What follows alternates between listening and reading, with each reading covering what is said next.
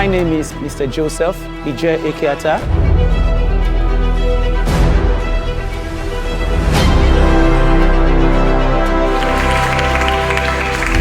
This program started on the 4th of this month, 2025, special summer school, which is sponsored by the Special Youth Leadership Foundation.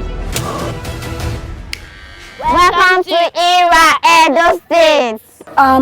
Mrs. Ifoma Obio. I learned about this program and I brought my kids to be part of it. But when I came here, I also got to know that I could be part of the program. So I joined. Just within this short time, I've learned a lot. I've learned how to bake cake. I've learned how to bake a puff-puff. I've learned how to bake a meat pie. I've learned peanuts. The one that was so amazing was the peanut own. I used to think that they used to mold that peanut, but I learned from this special smart program that it is not done by molding. There's another special way they used to do the rolling. It's so awesome.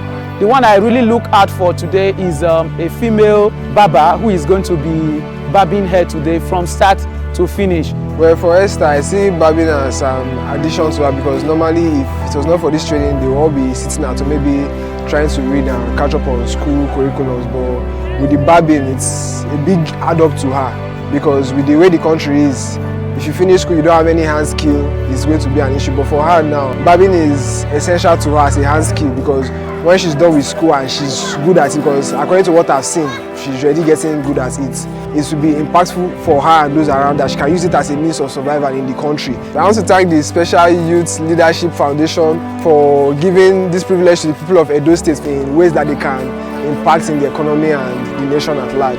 I am so happy in this very short time.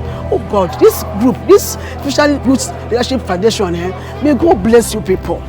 May God bless you, may God increase you, may God put more money in your hands so that you keep doing this. God have helped me, I've learned this. I'll use it to support my husband, to train my children here in Irrua. Thank you.